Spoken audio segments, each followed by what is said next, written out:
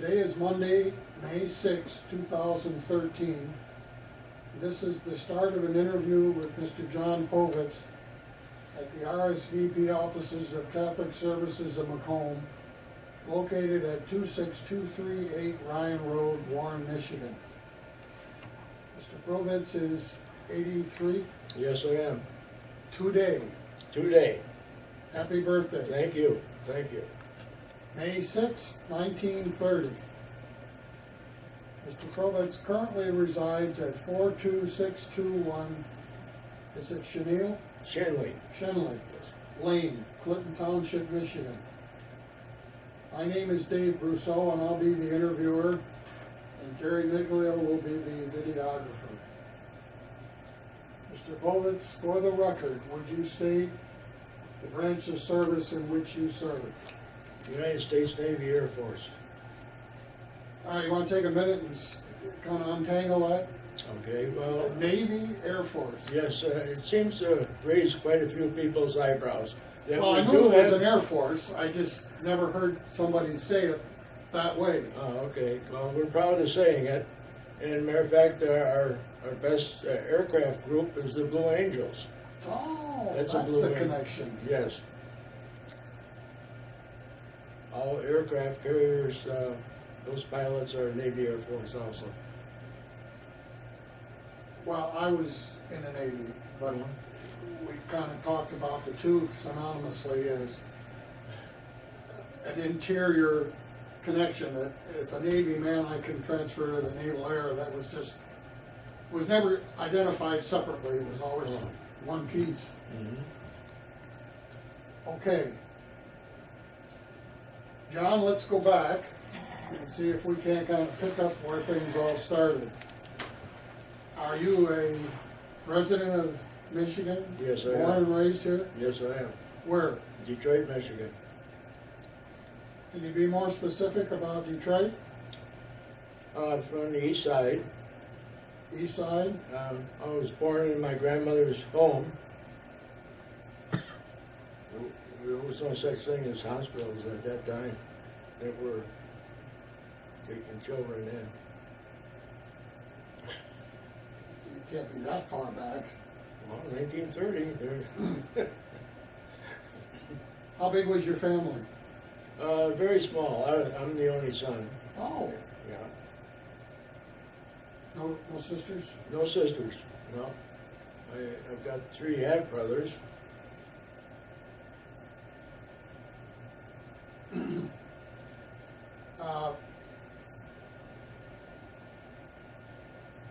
Where did you go to high school? St. Joseph's in Detroit. Is that the one on Gratiot? Gratiot, No kidding. Orleans. Oh, yeah. no. Since it's gone. Yeah. The church is still there. Actually, I was from St. Mary's in Mount Clemens. Oh, okay. And we had a couple problem boys that we sent out there. I'm not sure why, but it was an all-boys school, I think. Yes, it was. Yeah, right. That's why. Right. And it was convenient, and it's, what do they call it, alternative education back in the 50s. Oh, okay. Well, the Christian Brothers, they were good teachers. Yeah. Quite a few people were well, we had successful. nuns, and Yeah, that brought on part of the problem. Right. I mean, the boys needed... Yeah. Well, the brothers, they kept you in line, believe me. So that's where you graduated from? Yes, I did. Well, you're going to have to take me from there then. Okay. What happened? Were you drafted or enlisted? No. I enlisted in 1949 at Rosedale Naval Air Station. When did you graduate? 1949.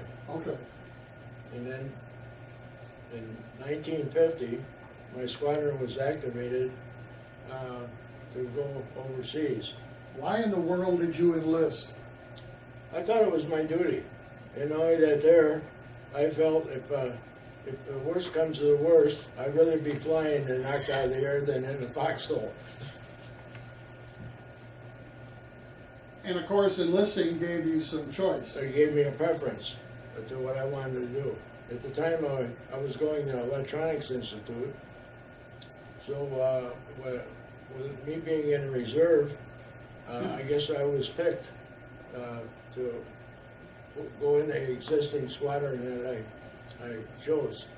So as a result, we were activated from Rosedale, Michigan with 10 C-47s, and the whole squadron was airlifted to North Island, San Diego.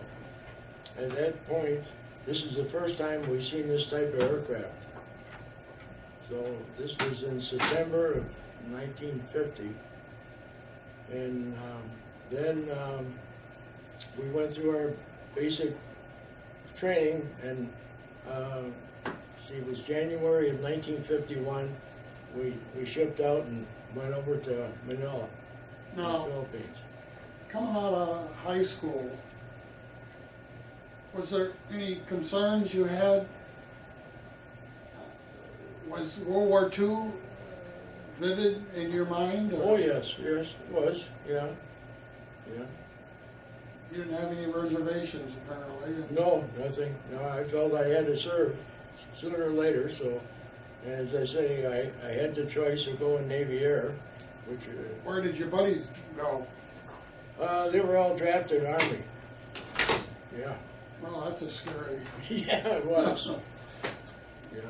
What was your thinking about the Navy that was different? I mean, I had the same thoughts, and I had a choice. Yeah. And I went where I thought I was going to get the most, and Army was not high on that list. Right. Well, I loved aviation anyway. You know, matter of fact, when we still lived in Detroit, we used to go over to City Airport, watch your airplanes take off, and once in a while we sneak up into the tower, and they chase us out once in a while.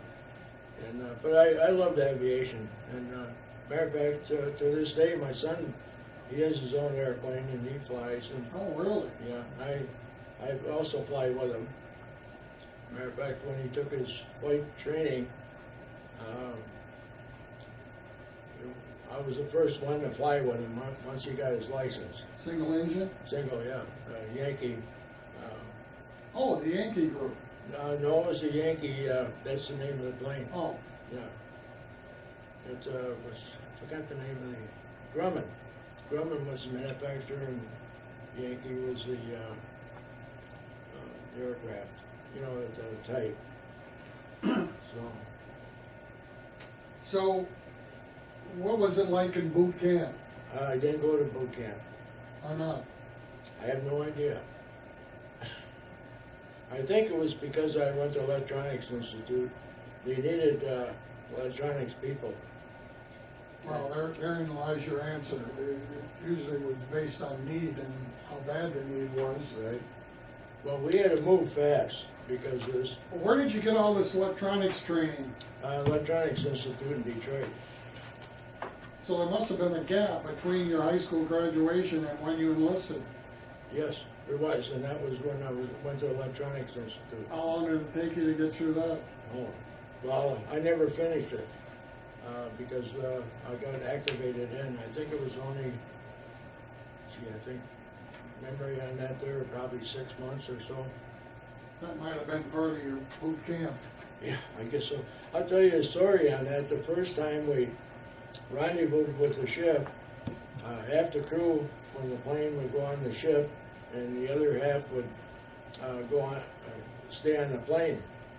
So anyway, my first trip to board on the ship, I had my parachute bag, and you know, stumbling up the stairway, and got up the top and walked on the deck.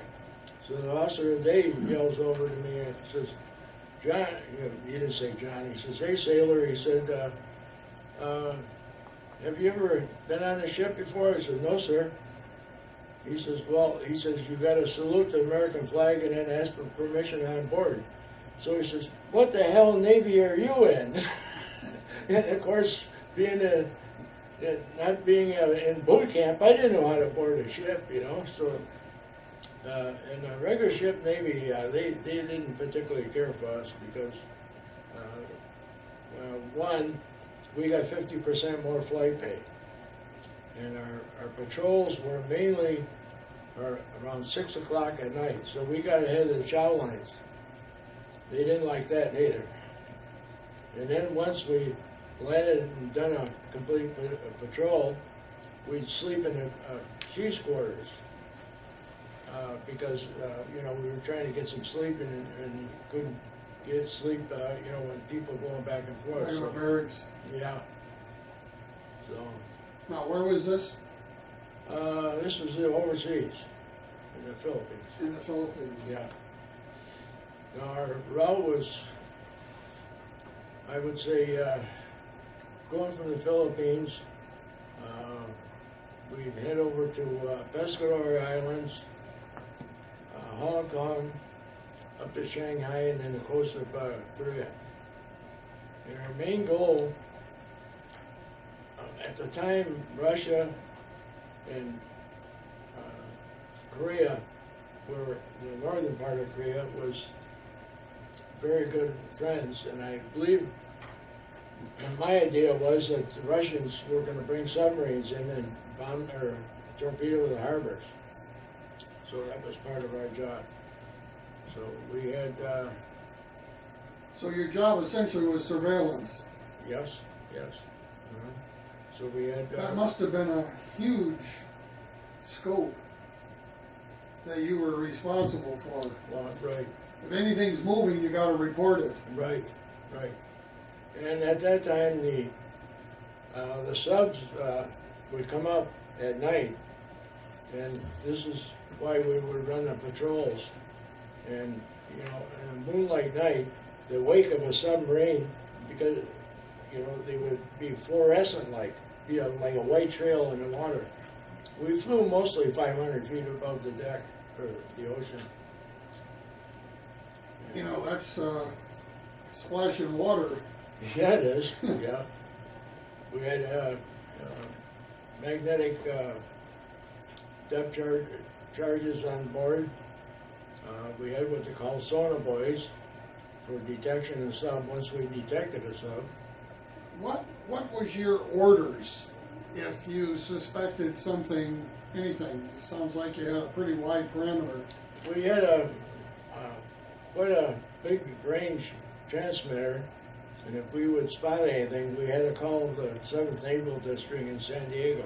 It seemed to me you'd have to get some height in order to do that, though. Not really, not with the depth charges. No, not with that much. No, I mean in order to get a hold of San Diego, you'd have to get some height. Right, oh yeah. To be able to get to them. Well, we had what they call a fish. It was a lead weight, and we get altitude on that. I don't know what altitude it was. And then we call it a fish, and it was cranked out, and that was our antenna. And our sonobuoys, once we spot a sub, we shoot out these sonobuoys in circles, and it would hit the water, and then we call it a mega hydrophone, and it would go 35 feet down in the water, and wherever that sub was going out, each one of these sonobuoys was detected. We would know which way it went out and then drop magnetic depth charges. Look, they were short torpedoes with propellers on them. And within, I don't know the distance on the, but not the sonobuoy, Yeah, but we're not at war. Why would we be dropping depth charges? there was situations like that. Yeah? Yeah.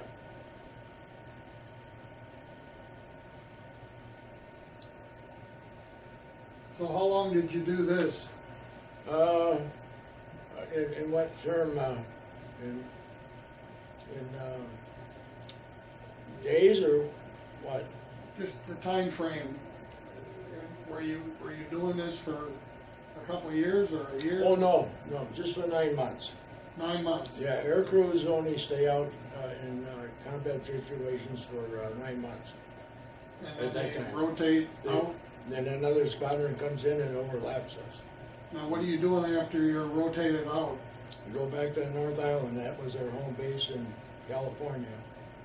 And then what they assigned me with, our squadron was split up, and then I was put in an operational training unit, and then the experiences that I had seen overseas, then I conveyed to the new crew that was coming up, and some of the experiences we had.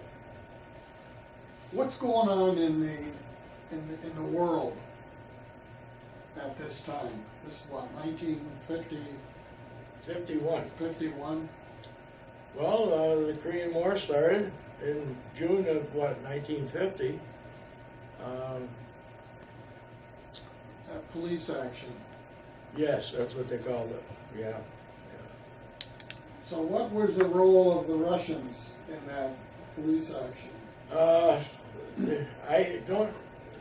The Russians supplied aircraft to Korea, and some of the Russian pilots were involved in combat in Korea.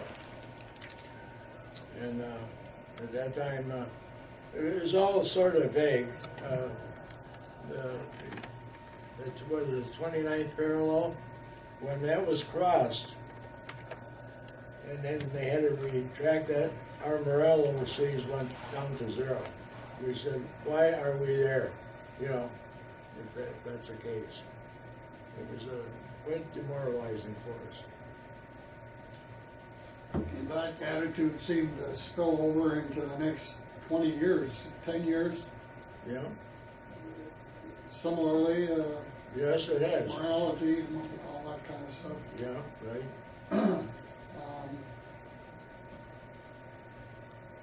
Can you talk about some of the things you did during that 9-month tour? In what way? My duties or? Your duties and events or activities you might have come across? Anything exciting? Nothing really. It was sort of bland. It's not like a TV movie, you know. You know. What was your job? My job was radar operator, and in flight, I would stay on the radar for about 4 hours, and then get a 4-hour relief, and then the next 4 hours, then I'd be back on again. 4 on, 4 off. Yeah, right. Because these radar screens at that time were orange. Yeah. They weren't the light blue, you know. So, and in flight, that was mainly my job. While I was back on the ground again, I was responsible for all electronic equipment in the plane. How many planes are going through this routine? 9. At the same time or rotating? No, at the same time. We had places where these tenders were, and that's where we refueled, and then once a month they fired the ammo off and the machine guns to make sure everything worked. You know. How did you refuel? What they call a Jacob's boat. I don't know if you're familiar with those. No, but you had the land to do that. You're right. Right, yeah. What do you do in rough sea? You come in and pop rivets off the hull. Choose to run out of gas or go down and take your licks, eh? Yeah, we took our licks every time. We lost the 9 aircraft total. One of them was shot up by a MiG, but they survived. You're not geared to fight, though. No, we aren't. Matter of fact, in a combat situation, we got as low to the water as we could because our whole hull was aviation fuel. And those engines were, they burned, I think, 50 gallons, well, 100 gallons an hour. So you can figure out how much fuel we had on board. So the guy who's got charge of that has got a pretty good job, eh? Oh, yeah, yes. How far and how long and where are you going to be able to dock? Yeah. Well, It's like being on a super freeway with no exit ramps. That's right. And no wheels. And no wheels. And And that's a fact. Those what'd you call them, wheels? Yeah. Are just for coming up the ramp. They're not Right. for landing. No, correct. And then later on, that aircraft was built by Glenn L. Martin. And then later on, they put the retractable wheels on it. And that way there, we didn't have our bunks anymore. They eliminated those. But that's a later aircraft that I was familiar with. And our aircraft had a galley up in the bow, and we had a flight deck, and then we had a lower deck down below. And we had prepared meals on board, so it was sort of a luxury thing at times, you know. Any confrontations with subs? I don't really know. I don't really know on that.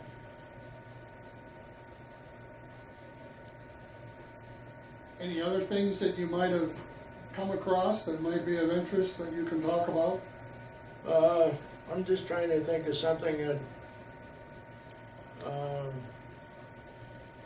we had one of our aircraft come in on a landing and flipped over in the Philippines, and I stood there. I was on the base at the time, and it was a heroic experience because the plane flipped over on its back, and all the crew members passed away. Why would that happen? If you come in, Plane porpoise, oh, and then she just go up and down, and there's awesome. was it rough? Oh yeah, very rough. Don't they typically have some kind of a quiet area where they land? They didn't have that choice. Oh, okay. You know, they had to land. They were running out of fuel, so they had to land. So Any injuries?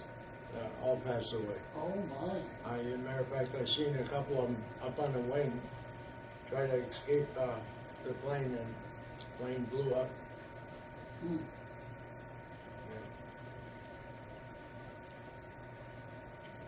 How did you consider these trips? Were they exciting, or were they nerve-wracking, or were they? Well, there were. I don't know. You'd anticipate a certain amount of anxiety because we run across a ship that was not identifiable, and we had a camera up in the bow of the plane, and in the tail we had an electronic flash. And now we were flying at night. So you come over the top of that ship, and you kick it off, and that electronic flash would go off, and it light up the whole ocean, and we'd pucker up and get out of there, like right now. You know, it wasn't happening frequently, but it did happen. So, and our flights were mainly around 12 hours. It's a long time to be up there. Yeah, it does, right. How many refuelings? None. So you could fly that far without. Oh yeah, we could, that plane could loiter for 15 hours. So. Well, that depends on how high you're flying and. Right. Well, we were always mostly low level. Which is, chews up the gas more. Yeah, right. It does, that's true. What kind of a range is that? If you're up for 12 hours, how I- far out were you going and coming I back? wouldn't know really. The top speed on the plane was about 200 miles an hour. We were flying at about 150 knots per hour. So, But you had a prescribed place that you should be looking. oh yes, When you had all those planes, they all had little different areas they had to cover. right. Well, that's where the seaplane tender came in. Yeah. Okay, so there was points where we'd go from one tender to another tender. And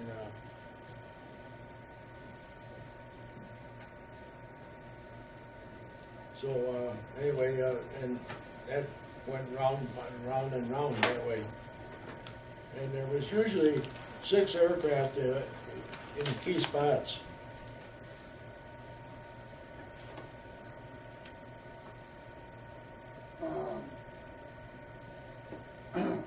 what did they call, they were called seaplane tenders? Yes, they were AVs, they call them. AVs? Yeah. And then the small tender was AVP, but that didn't have the facility to lift the plane up on the deck.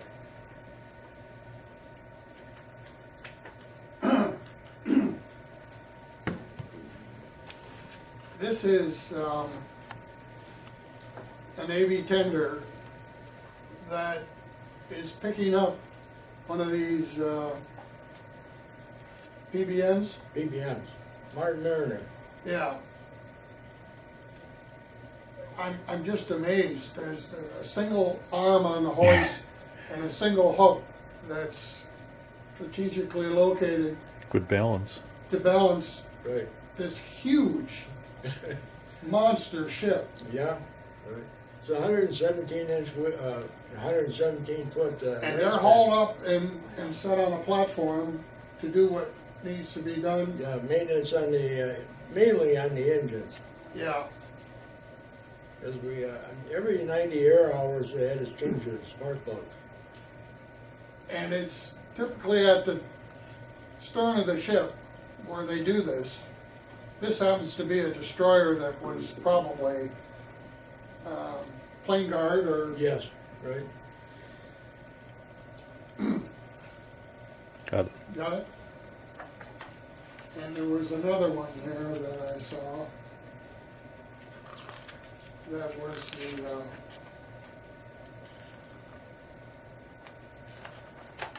and here is a tender, and you can barely see it, but there's a PBM sitting on the tail, Mm-hmm. You can see it. and the hoist is right there.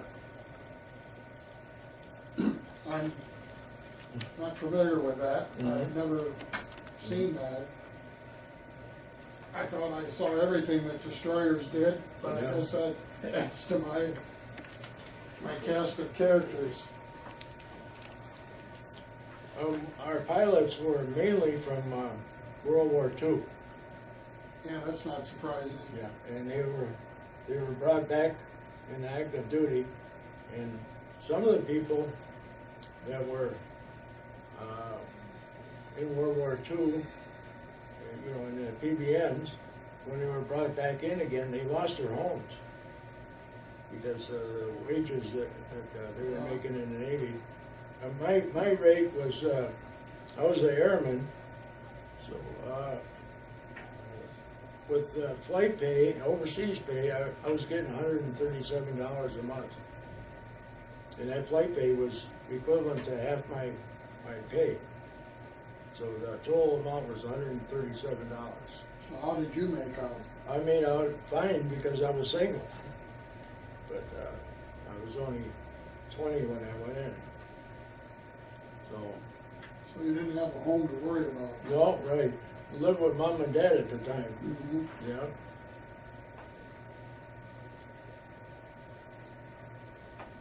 Now, you may have told me this, but how long were you assigned to Manila and this crew? 9 months? 9 months, 9 yes, months. yes. And then you got rotated back to the States. Right. And the rest of the time I spent in the States. So It's hard to imagine when I do these interviews is what you feel like when you're in battle conditions. And obviously, most of the time, you haven't a prayer of knowing what's going to happen, except you're in an exposed area, Mhm. and anything can pop up. And you're not in a good position to protect yourself. Mhm. I mean, you can't go fast enough, you can't go high enough, Yeah. and you don't have any ability to protect yourself Right. should you be attacked. Well, but you know, What makes somebody want to do that? gosh only knows. I wouldn't do it again. Believe me, I wouldn't do it again. Mhm. I think it's self-survival. And being 20 years old, you do a lot of things then that you definitely won't do now. It's an adventure, I think, part of it is Yeah. being that young and adventurous, but you don't have the experience to know what you're getting into. I was in the Navy and it was peacetime, Okay, 55 to 62. okay. And every time I went out to sea, Mhm. I was sure I was never coming back. Yeah, And I don't know that I was particularly scared, yeah, but I just knew that I knew not enough, but I'm on a can whose lifespan in the last war was 20 minutes Yeah. in wartime. yeah, We're there to protect, get in the way of right, carriers. yeah, So nobody cared. yeah, And I just kind of, I'm not going to come back from this one. yeah, I don't know if that was a pessimistic attitude, but I don't remember being particularly scared, yeah, right. but I'm True. comfortable True, and probably more alert than I've ever been in my life up to that time. right, And my job was up on the bridge, so I was aware of everything before anybody else was. right, right. Well, the same feeling I had, matter of fact, when we got activated that morning, 9 o'clock in the morning, I had to be at Roseville for the airlift, and I requested my mother stay home, because I think I also was preparing that I wouldn't come back. So I said my goodbyes. I've never had that feeling since about Yeah. anything. Right, right, it's And when I listen to you folks talk about your experiences, it brings back a lot of those memories. yeah, And then when I came back, you just kind of tossed it away and went about your job. And then you'd get geared up for the next trip. right, I don't recall thinking an awful lot about what happened while I was gone. mhm, Wasn't something I sat down and thought about. mhm, I just got myself occupied and then get ready and gear up for the next time. And yeah. Well, same way when I got discharged, you know, it was no fanfare or whatever. As soon as I got home, I went to work and continued on with a civilian life. You know, it was sort of strange. what was going on in the war when you got out? Was it over or? No, it was still continued on. It was still. I think didn't the Korean War go? I think till 1954. I believe. 54, 55. Yeah, somewhere in there. When did you get in with this group? Right away? Yes, right. We never seen these planes, these PBMs, until we hit the East Coast. Roseville had PBYs, but the PBY was a much smaller Yeah. aircraft. And And that's more commonly referred to. right. I don't ever recall hearing about PBMs. Yeah, right. Yeah, there were a small group. There was only 1,000 of these aircraft, or a little over 1,000 built. And sadly to say, there's only one left. That PBI had a higher range too. They get up a lot higher and they had a much varied background. I don't think they flew low very often except to come in. Yeah, well, that I don't know. They were search planes. They would get Yeah, up as far right. as they could in the clouds, Yeah. come down and find where the Japanese were. Right. Well, I think the patrols were changed completely when we got in. Yeah. Particularly, the fact is. Well, that's right. That's 10 years after the war too. Yeah, right. And the This PBS. was a much more multiple use craft, I think, than the PBIs were. Yeah, and we were also air sea rescue, although we never, our crew never done any air sea rescue work. Because we had Clark Airfield was Mhm. about an hour's flight away from us. How do you separate you from the Coast Guard and some of their duties? Coast Guard, they've done the same thing as Air Sea Rescue. Yeah. Matter of fact, they had some PBMs also. Did they? Yeah. They were on loan for England, and then one was Holland. Holland had a couple of PBMs also for their maritime fleet. Who's responsible for that one that's still alive? Pima, Arizona. It's the The museum. there. museum? Yes. Piedmont? Pres- Pima. Piedmont? I think it's near Prescott. I'm not sure. It's I'd like to see completely that. rejuvenated. Pardon? I'd like to see that. Yeah. Yeah, it's quite a plane. It's a monster. You know why it still doesn't fly? It's just too expensive to... Yeah, now that there, it's the only one existing. You know, it would, if that thing would ever crash, Make it that would be a shock to valuable naval history. plane. Yeah. Can you go in it? When I was there, no. Since they've refurbished it, I believe you can go in it now.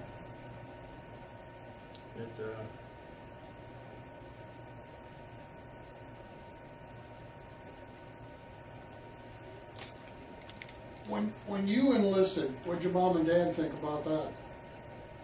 Well, my mother was upset. Obviously.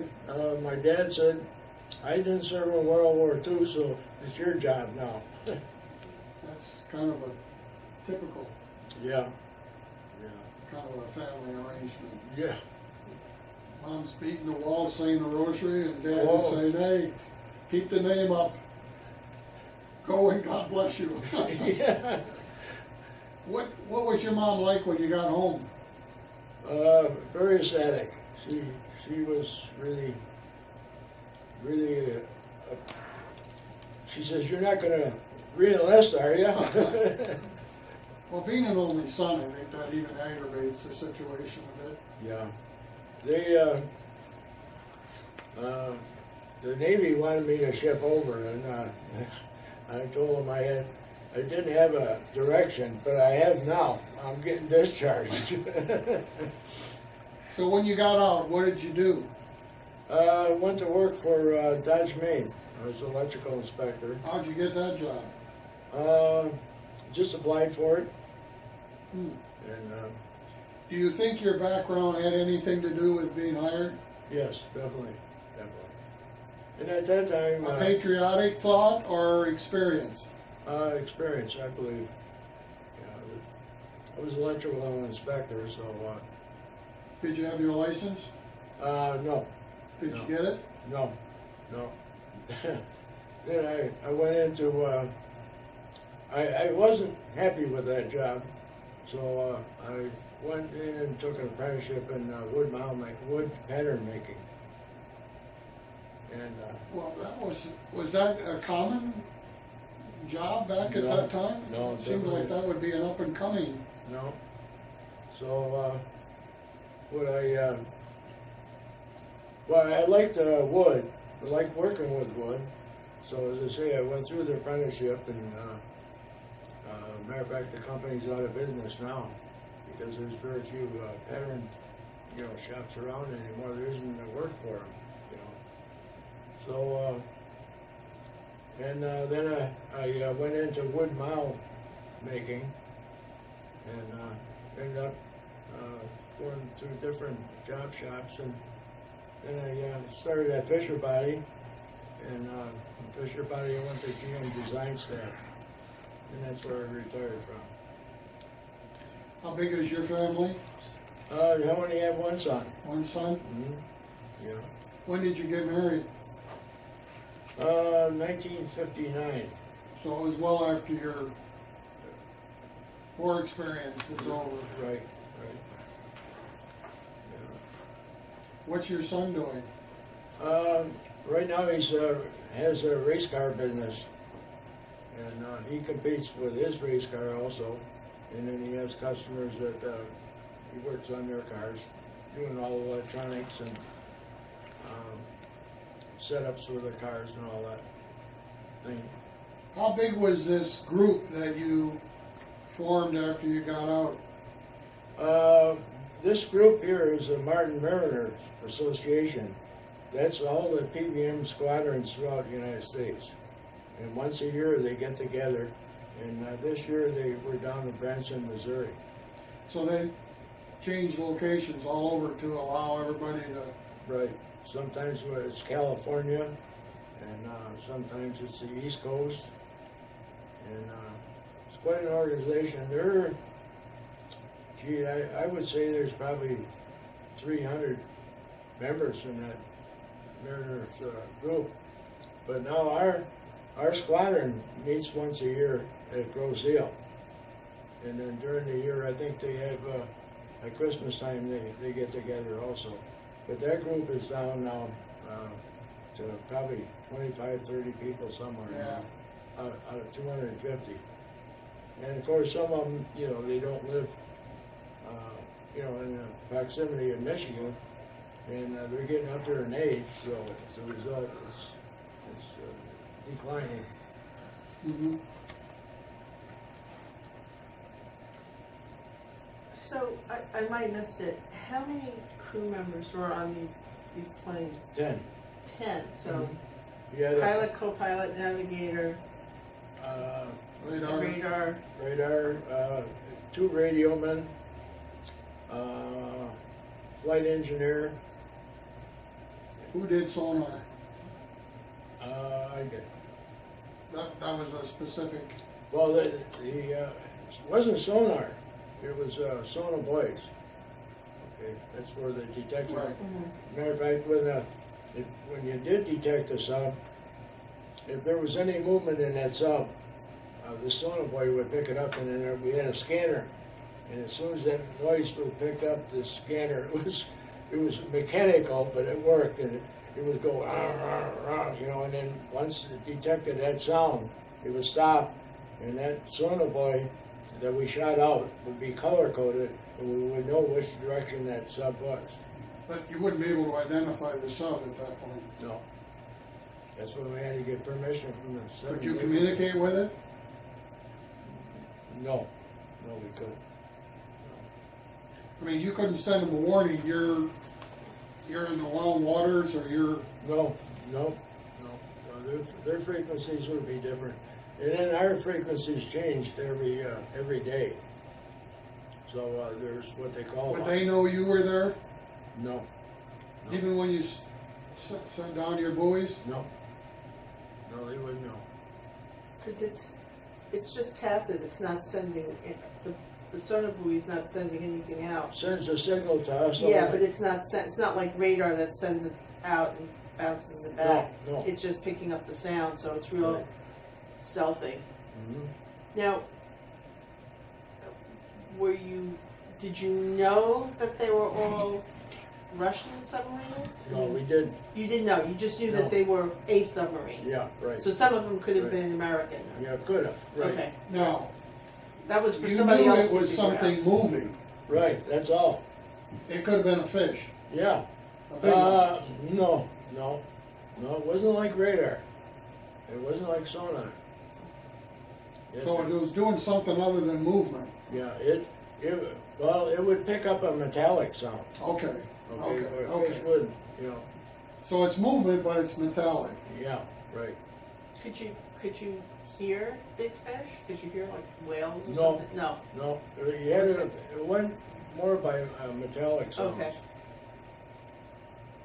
So if you heard it, it was something that wasn't really supposed to be there. Right.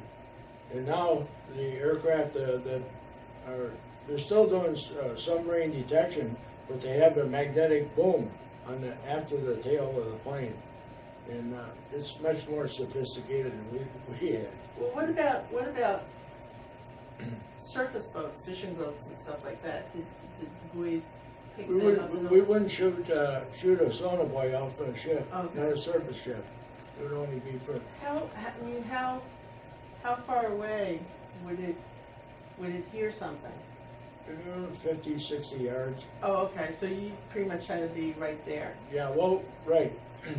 And, you know, the subs back those days, they had to come up during the night to charge our batteries up, and that's when we would be doing the detection. And there always that phosphorus that kind of shows Yeah, it was you. almost like a white chalk on a Yeah. chalkboard. It's amazing that phosphorus is like opening up a can of Pepsi or something. Oh yeah, But it's white, yeah, just absolute white, yeah, and sparkles yeah, and foam. yeah, That's amazing. yeah, And then it dissipates. I was aboard ship watching that. Look at that. And then the minute it gets further out, it dissipates. So what the hell is doing that? yeah, And it would make you visible right, to others, right, where you're not wanting to be visible. right. Yeah, true. And most of this was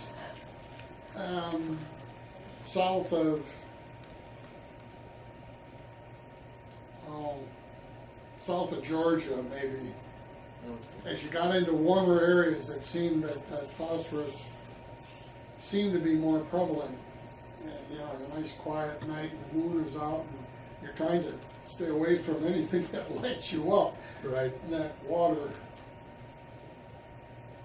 Well, one of the interesting things too was on the way back, we came back by ship, and we went across the parallel. Forgot the name of it. Anyway, we got our initiation. Oh, the equator. Yeah, Yeah. and what they did, That's pretty clever. You still got the plaque? I didn't get a plaque. I just got a card. Oh, yeah? Yeah, I should have brought it along. But anyway, what they did with us, they had these parachutes, or not parachute sleeves, but sleeves that they use for airplanes. You know, a sock. They put you through that sock, and they had garbage in there and everything else. And these guys were there with these canoe paddles, you know. And if you stuck your butt up, you know, crawling, trying to get through as fast as you can, they whack you with the back of the paddle. That was and of course, you know, when you got done with that, yeah, you took a shower. That's for sure, you know. And our showers on board, they were like 1 hour, and that was for the whole crew to take a shower. So what you did is you went in, and you went down, got your soap lathered, and then got out of the shower. And the next guy went in, and then you rotate around and rinse back off again. You know. Do they have special soap so that it lathers? I don't know Some if of they the do. ships had only salt water Yeah, for use. we had fresh water. Now, Yeah. Yeah, it was quite an experience, you know. Do you remember the name of the ship that you came back on? The Altman is that troop carrier? troop carrier, yeah. No, those are, Then the one that we were on, our bunks were 4 high. Now, can you imagine, you know, the 8-foot ceiling, and here you got 4 people bunked on there. So I slept with my arms like this here, and I'd roll over, and my elbow would hit the guy in the were they hammocks or were they stiffer? stiffer, yeah, Hammocks were earlier. yeah, When I was in, it was stiffer. yeah, But you're right, I didn't like laying there with somebody above me hanging down. yeah, right, If I could turn over on my back or outside, I wouldn't be able to see it. And right, it's really hard to get in and out, yeah, it was true, particularly if you're too removed from the top. That's a long way down. right. So you're back in California. What are you doing in California now? That's after your rotation. Well, that's when they put me in an operational training unit, so most of my time was spent there. And then once I got through with operational training unit, there wasn't much for me to fill in. So then the Navy decided to discharge me. So I had a total of 2 years. Even though you didn't have enough points? Yeah. Was the war still going on? Yes, it was still going on Well, then. that's funny. But it was what they call a short timer. Uh-huh. Yeah. So. And So they dump you off in California and then say, we're gonna give you a boat ride Is that where you went down to the equator to go around, or did you, No, that was You when were we came from- back from overseas. so how did you get home? From where now? California? Yeah. From home? How'd you get back to Michigan? Oh, I bought a car and I drove back to Michigan. Did they pay you anything when Yes, they, I got mileage for that. and then- muster pay? Yeah. No, mileage and, what the heck else was it? It would be the same as I was in the Navy. I still got Navy pay until I got to Michigan. Oh, really? You know, that was, I think the Navy allotted me 7 days. Oh, no kidding. Yeah. Huh. So you're back in town, Mm-hmm. 1954, 2. two? Mm-hmm. Two. And you get a job, Was, and you moved around quite a little bit. Yeah. How did you meet your wife? I met her, when I worked at Fisher Body, I befriended a German fellow, and his sister came over here, and I, through back and forth, I married her.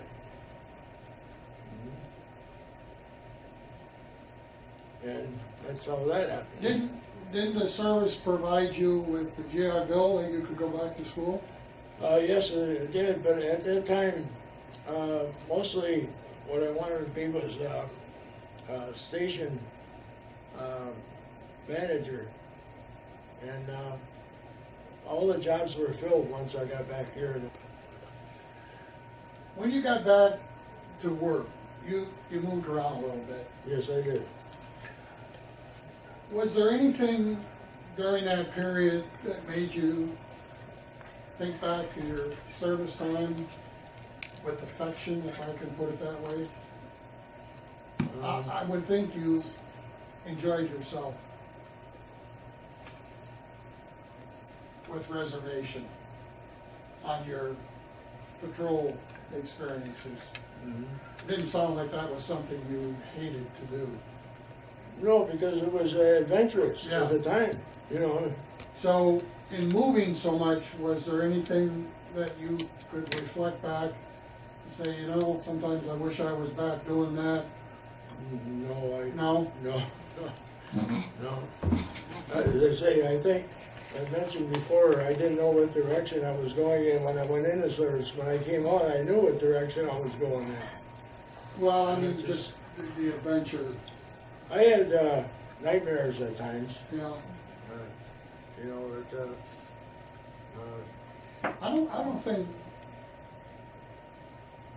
normal people have an appreciation of what experiences you go through. And I mean anybody in the service. right. Because we've interviewed guys that had nightmares and they were never close to battle. Right, They had their own little right, war zones they were in. right. And for the most part, most have carried this the rest of their life. Right.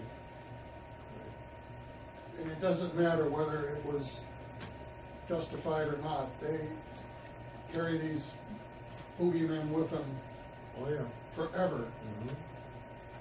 And for me, it takes talking about it to bring it back up. I I don't think think so. about it routinely, but Well, I bring my experiences up every once in a while to certain people. You know, well, at the time that I did it, I was scared. yeah, I wasn't Mr. Tough Guy until later. yeah, right. I was scared. Right, And as I said, I was convinced I wasn't coming back. And we were in peacetime. yeah, And I often used to wonder, if this is what I feel and this is what it's like, what in the hell would it be like if I was here in wartime? Which would have accelerated. definitely, definitely. It's interesting to find out how people think about this. When I started doing this, I just had no idea other people thought like I did. Oh, yeah. I think you probably think more of it now than you did earlier years of your life or your. Yeah, I yeah. think yeah, it's like, you're digesting it for some Yeah. reason or other. But one of the things that irks me is these, at times, it upsets me that these people are, you know, terrorists or killers or whatever. But mainly if they're veterans, the news media always says, well, he's a veteran. You know, like we're all hired killers. You know, and that upsets me. I'm moaning and groaning about that, you know. I just, well,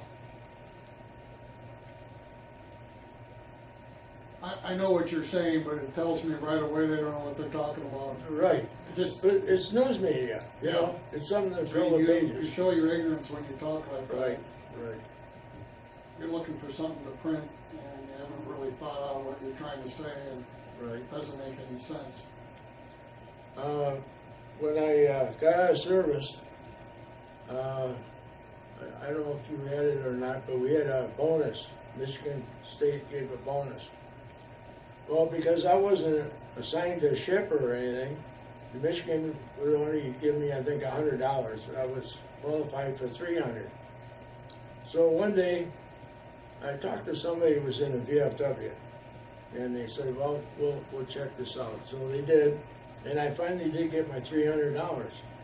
So I thought, gee, that's really nice. You know, the people of VFW, I don't belong to them, you know.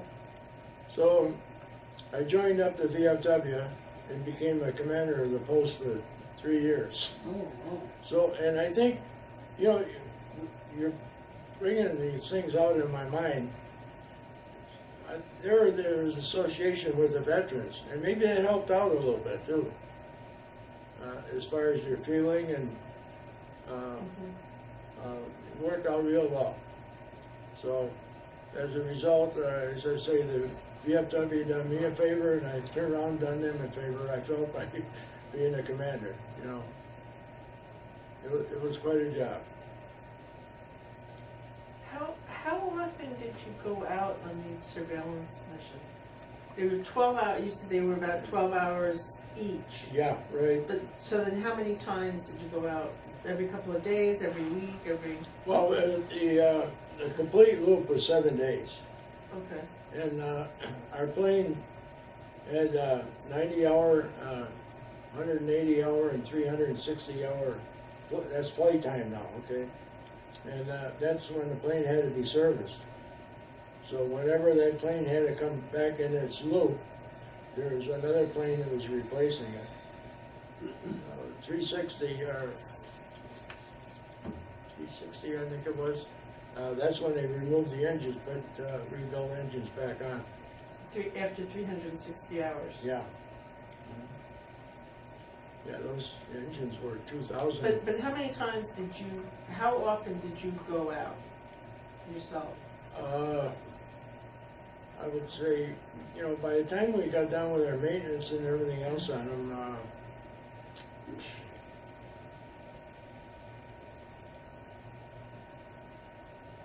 I'm trying to think now. Gosh. If you were out 12 hours, and then you're back off how many hours? 12, or 24. And then you're back on the 12 again. Yeah. Wow. So Okay. you're going Okay, 12, okay. then off 24, Right. then on 12. Yeah. Okay, so you were going out on surveillance, you yourself or your crew was going out a couple of times a week? Oh, yeah. It Oh, was okay, 7 days. okay. Yeah, okay, that's what Yeah. I was, And then we make the loop Okay. back around again. okay, Yeah. gotcha. And then when the 360 Right. was up, you know, they done the engine change, then all the electronic equipment had to be taken off the plane, everything retested again, and everything put back So on. then that was your duties Yeah. for then, okay. Now, was that the routine maintenance for the electronics? Mhm. Oh, Or yeah. was that something to do with the maintenance of the engines? That's a routine maintenance. Yeah. Funny one was we had trouble with our radar. If our radar didn't work on the ground, we couldn't fly. So one time, the electronics officer was a shipboard sailor, and he couldn't understand why the radar was malfunctioning. So he got us all together in a meeting and said, you know, I was in the Navy when we had steam, and from the time we converted from steam to diesel, we had to learn everything over again. So we, what's steam and diesel got to do with radar? I mean, this is pep talk, I guess. I don't know. It was sort of a chuckle. Well, I know that if a ship moves from the eastern hemisphere to the western, or from the Atlantic to the Pacific, the gyro's got to be corrected. Oh yeah, right, And if you correct the gyro, then you've got to correct all the other mechanics, right, because the reaction to the gyro is different. right. Least of all, you got to take and change the captain's balls, Yeah, yeah, because everything is magnetic, Magnetic. or will affect the compass yeah. Well, and separate the true from the right, right. true north from the magnetic north. Right, right. Whatever. So that didn't take me long to figure that out. Oh, okay. You know, I mean, I never made that conversion, but I was never a math major in high school, but it's amazing under pressure how quickly you learn stuff that Oh yeah. never seemed to make sense to me. You know, Yeah. how am I going to use 3x times 4x divided by, you know? Right. And all of a sudden I started to see where I ended up teaching Okay. You did. navigation, Okay. gyro, magnetic, Mm-hmm. what's that one? The sextant? Huh? The sextant? Well, the sextant, that was shooting stars, but Yeah, right. we did one where you get here, and you go here, and you can measure by looking where you were and projecting. I forget Okay. what they call that now. Triangulation? Triangulation? No, it wasn't that sophisticated. Dead reckoning. Oh, dead reckoning. Dead Okay. reckoning. And this was, when you come into port, all of a sudden, you take the radio beam, you take the ship thingamabob over here, anything stationary, and you shoot it 3 times, and you get on your map, and you can plot your way all the way down the canal to stay in the middle, Oh, okay. wherever those lines pass. So you're doing that all the way down the canal Oh, okay. until the tugboats come out to get you. Okay. Now, that doesn't work out to sea because you don't have any stationary points to hit. Yeah, right. So you're taking these compasses on the side of the ship, lining them up on all 3 of those, and Oh, okay. you're rushing through, and you're doing it based on where you were Yeah. and flopping it over. Okay. So it's amazing how you rely so heavily Mm-hmm. when there's no other way Right. on something as electronics and can you imagine shooting stars? Yeah. And it's really We had the one. most important thing and the most right way to do it because none of those things are changing. Right. We had a sextant on board ours. We had a bubble up on You know, the top of the plane. that was kind of neat too. Because Yeah. you learned how to use that. There Yeah. weren't too many people that knew what they were doing. No. Kind of separated you into a group with only a few people who could read the sextant. Right. Well, we cheated at it. You know, we get quite close. We had a radio directional finder, and the ship that we wanted to rendezvous with, when we got close enough to them, okay, they were sending out a beacon or a beam, and we could pick it up, and that was a magnetic directional finder, Now, and it had a compass direction on there, and then you had to keep it up in a vertical position. And then the other thing was IFF, we had an identification friend or foe. So as soon as we went by a friendly ship, that ship would shoot a signal to us, and then we would shoot a frequency back, which would coincide with the frequency for that day only. Mhm. That's why if you ever notice on a aircraft carrier, there's a fellow standing in front of the pilot on deck there, pulling a board. What he's doing, he's shooting a signal to that aircraft, and the aircraft shooting a signal back to make sure that it's right. Because with these jets going so fast, you know, they only got microseconds to adapt, you know, if it's an enemy aircraft coming in. You know, in World War II, those planes were flying off the deck at 150 miles an hour. Yeah, yeah. That's Today, yeah, they are catapulted off that deck, and within 3 seconds are supersonic. yeah. That's something. And when they come in, they have to be going fast enough to keep afloat. Right, To slow down, they can't steer it. right. So you hit that deck at 200 or 300 miles an hour. Yeah, And when you hit it, you gas it in case the ring doesn't catch, the hook. right. So you got 3 hooks. When you see the differences, Mhm. it's hard to believe that that gap is so different. Right. But you know, one thing you have to realize, these carriers are doing better than 50 knots. They're going into the wind, so you subtract a Yeah. 50 knots. Yeah. You know, I was on the Roosevelt, the N carrier, the nuclear power, and that was one of our reunions. They took us out to sea one day, and it was quite interesting. One of the main guards and duties of the destroyer is to protect them from submarines, torpedoes, aircraft, so you get in the way. Yeah, But you have an aircraft carrier, when I was the first nuclear one, that were doing twice what the can could do. no. How do you stay up with a carrier? Yeah, right. Or how do you stay out of its way? Yeah, right, right. I mean, I used to feel so helpless. Mm. I mean, I didn't like the idea of being the protection, physical protection, to keep everything away from the carrier. Yeah, right. But on the other side, you couldn't stay up with them. Yeah, right. And then you'd play with the subs, and you couldn't stay with them, because they Yeah. were all too fast. Yeah, yeah, yeah. We got to Groton, Connecticut, where the sub base was, and I just couldn't believe how big those subs were. Yeah. I mean, they're so big, they can't start their engines up in I think it's Connecticut River.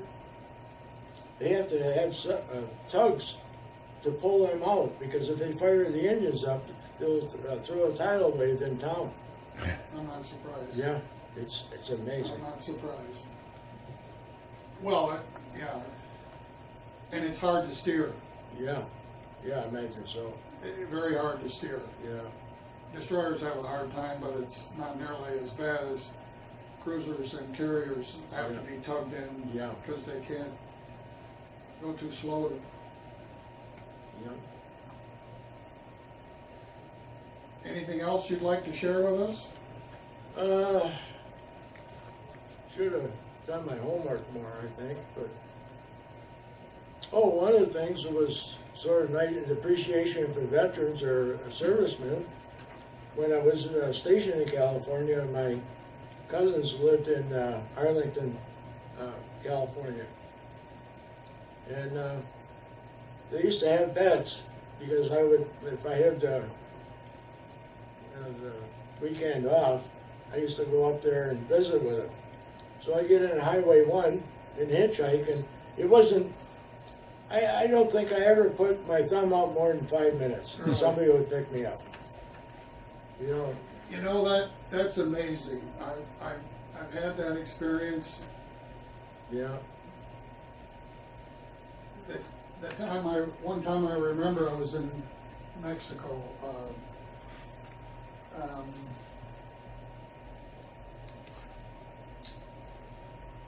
I can't think of this. We're at border town? It was near Mexico City. Oh, okay. Mazatlan. Oh, okay. Mazatlan. That's a beautiful place. It's a resort, yeah. It's the first time I'd ever been out to sea, Yeah. and I'm a gazillion miles from home, scared of anything. Get off the ship, and I went out to a restaurant to stay out of the rough part of town. And I was just minding my own business, and some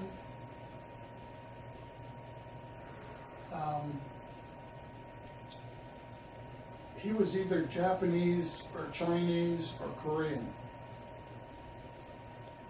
Stopped over to my table and said, "Are you alone?" And I thought, "What is this?" Yeah. And he said, "Would you like to join me?" And I thought, oh boy. And there's people all over the place, so I felt relatively safe. And he showed me a table, and there's 2 little kids and his wife. Well, everything just went away. Yeah. He had seen me there and saw me alone and wanted me to join them in dinner. I'll be there. I just, everything just relaxed. Went over there, 2 of the cutest little kids. And then after dinner, he wouldn't let me pay. He said, "Would you like to come up to the room? We're having ice cream for the kids." And I'll never forget that, Right. ever. Right. It was an experience that caught me really off guard. He will, you know, he didn't know me from Adam. He was not an American in the sense, probably wasn't even American, but I mean, he wasn't, he was a foreign. I don't remember what we talked about, but she was so nice. The kids, just real affectionate. Never forget that. I just, when you mentioned it, I'm sure it happens more often than you think, but Right. Yeah. I got one humorous oh, one, good. and this is a true story. You mean the rest of them weren't? You might think it's awful. All right, well, we were, I was at Grosedale. This was about 1949, I think, that when this happened.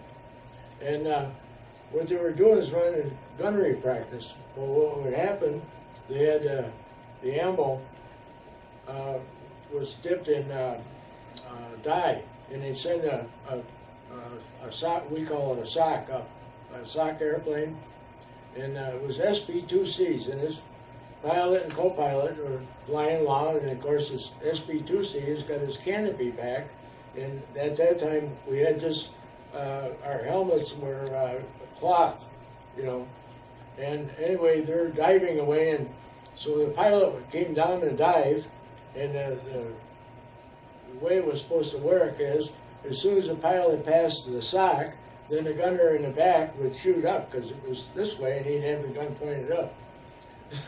So with the, you know, there's a wind turbulence, because you got the canopy slid back, so the pilot called back to the gunner, "Save your brass."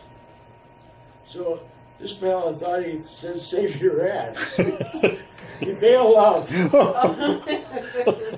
So we had to send the air sea rescue boat out to rescue that guy. And for the rest of the time that guy was in service, every day there'd be somebody pointing at that guy. I felt so sorry for him.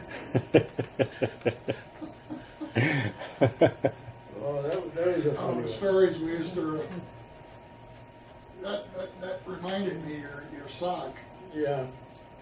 when we were having gunnery practice with the 40 millimeters, Oh, yeah. they would have a plane fly by, and it seemed forever before this big sleeve Yeah, would follow behind it. And then we would go after that sleeve. yeah, And it's the first time I'd ever seen that. And I said, what the hell is it so far? Why does the plane go by and like 10 minutes later the sleeve? Because you guys shoot the plane. yeah, right, right. I said, oh my God. And I thought, this isn't the way I saw it in the movies. Yeah, You know, these guys are shooting guys. There's no way any of those guys could shoot down planes that. It was just fill the sky with ammo and hope that something hits. right, right. We had drones, radio controlled drones, and then we had a ship down below with bulletproof armor on it. And it took us, I think, 5 days before we finally got one. You know, it was, Well, we'd have slits we could shoot the 5-inch at, and we had the sleeves for the 20s and 40s. And oh, okay. Yeah, we had just gotten hedgehogs, and we hadn't figured out a way to practice with those yet. yeah. Now, all of that's controlled up on the bridge. Yeah, All the it's- mounts, 5-inch and 8-inch mounts are all controlled up on the bridge with Yeah. radar and tied in. Right. You don't need to go in these mounts. Yeah, Oh, God. yeah.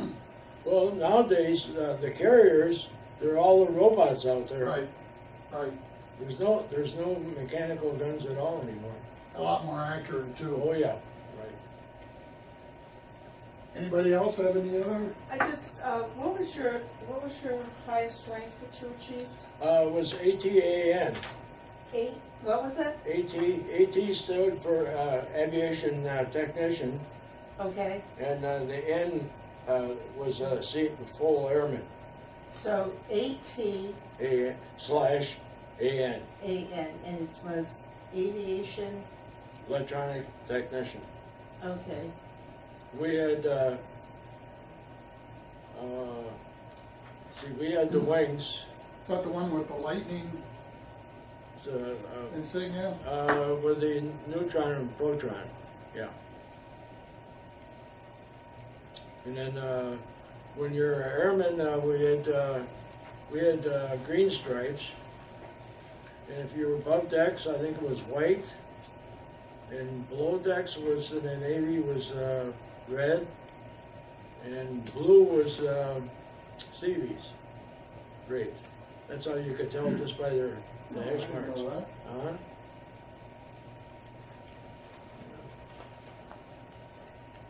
So if I was wearing mine, I'd be, is it gold or white? White. White? You were white, yeah. Used to be it was on the blues, it was on the cuff. And You're then, talking about Boilerman and yeah, right, red? yeah.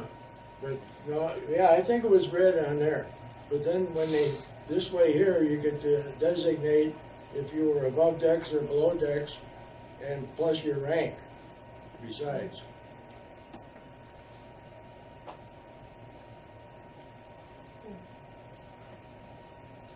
I think I'm getting seasick.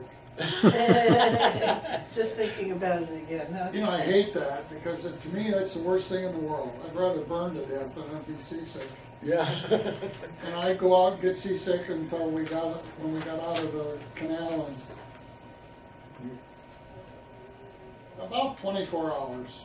Yeah, And then Katie bar the door after that. yeah.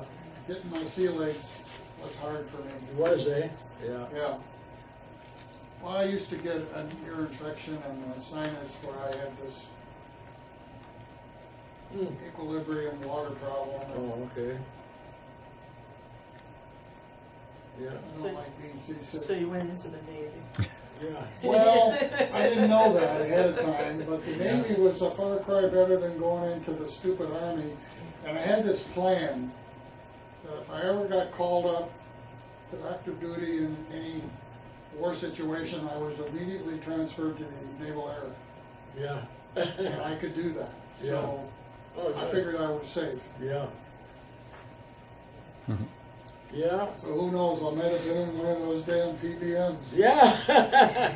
You know, the Navy said that, you know, in order to get your flight pay, you have to put in 1 hour and 36 minutes of flight time per month in order to get that pay.